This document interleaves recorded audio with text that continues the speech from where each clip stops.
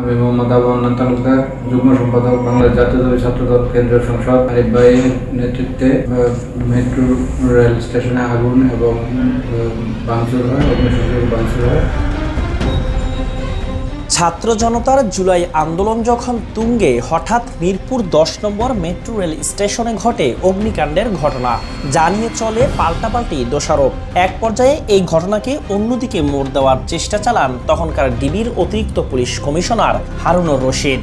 এমনকি ছাত্রদলের 4 নেতাকে রাজধানীর মিরপুর থেকে আটক করে ডিবি কার্যালয়ে নিয়ে যাওয়া হয়। টানা 4 দিন অমানবিক নির্যাতনের পর জোর করে স্বীকারোক্তিমূলক জবানবন্দি নেওয়ার অপচেষ্টাও চালায় ডিবি হারুনের টিম। বলা হয়, মেট্রো রেলে হামলার মাস্টারমাইন্ড হিসেবে ছাত্রদলের ওই 4 জনকে গ্রেপ্তার করা হয়। যে গ্রেপ্তার তার নাম একজন আছে আমনান তালুকদার, যুগ্ম সাধারণ সম্পাদক কেন্দ্রীয় ছাত্রদল, ইমাম আল নাসের, সাধারণ সম্পাদক সুবিধাদল ছাত্রদল, বজলুর রহমান বিজয়, সিনিয়র যুগ্ম সাধারণ সম্পাদক বিজয় 71 ঢাকা বিশ্ববিদ্যালয়, আর ফেরদৌস রুবেল। তারা 10 নম্বর এলাকায় নৈরাজ্য সৃষ্টিকারের মধ্যে সমন্বয়ের কাজ করে এবং মেট্রো রেলে ভাঙচুর চালায়, অগ্নিসংযোগ করে এবং তারা নিরাপত্তে থাকা দায়িত্ব আমাদের পুলিশ সদস্য তারা হামলা করে। আদালতে তাদের তোলার পর 5 দিনের রিমান্ড হলেও আরও 2 দিন বাড়তি কেটে যায়। ডিবি কার্যালয়ে কাটানো প্রতিটি মুহূর্তে সবার মনে আতঙ্ক বিরাজ করত। চোখ ছিল বাঁধা, হাতে হ্যান্ডকাপ এবং মাথায় জমটুপি পরিয়ে নির্যাতন করা হতো। তবে পুরো ঘটনাই ছিল ডিবি হারুনের সাজানো নাটক, এমনটাই জানান ছাত্রদলের 4 নেতা হান্নান, মিশুক, বিজয় ও রোবেল। 19 তারিখ মেট্রো রেলে আগুন দেওয়া হয়। এই ঘটনায় পরবর্তীতে আমাদেরকে অ্যারেস্ট করা হয় আমাদের বাসা থেকে, মিরপুর থেকে। আমাদেরকে অ্যারেস্ট করা হয় 25 তারিখ। ডিবির 18 জনের একটা টিম গিয়ে আমাদের বাসা থেকে উঠিয়ে নিয়ে আসে।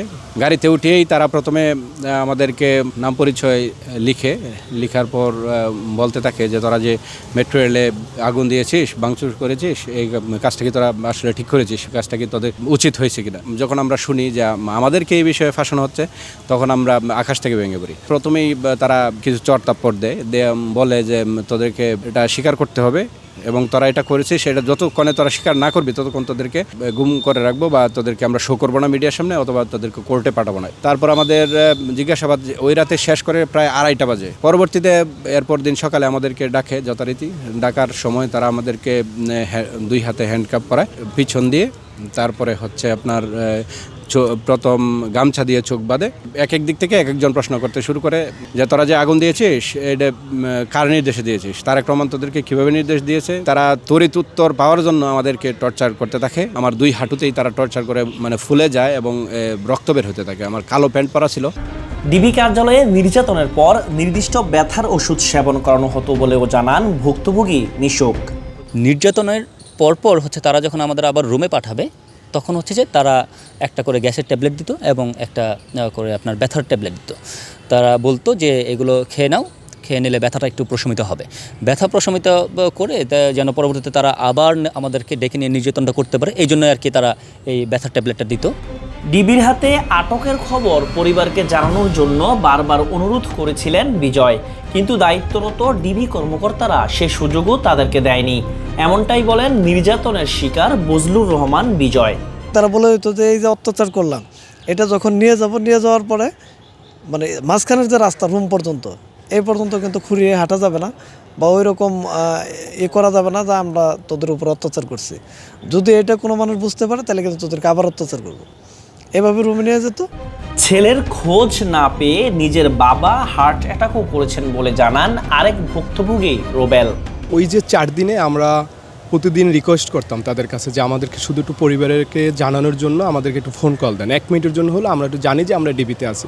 কিন্তু তারা কোনোভাবেই সেটা রাজি না হয়ে বরঞ্চ আমাদের পরিবারকে অনেক গালিগালাজ করতো যে বাঞ্চোদরা তোরা রাজনীতি করো, পরিবার একটু টেনশন তো থাকবে স্বাভাবিক, তারা তো অসুস্থ হবে, এটাই স্বাভাবিক, তো এটার জন্য তোদের তো আর কথা বলতে দেওয়া যাবে না।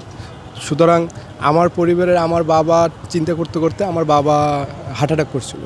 পরবর্তীতে আমাদের বাবা হার্ট অ্যাটাক করার পরে ঢাকায় চিকিৎসাধীন করা হয়েছে।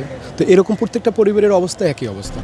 জুলাই অভ্যুত্থানের পর পুলিশের এমন আচরণ কিংবা ভূমিকা আর কখনোই দেখতে চান না এই ছাত্র নেতারা। আব্দুল্লাহ আল মামুন, ঢাকা পোস্ট।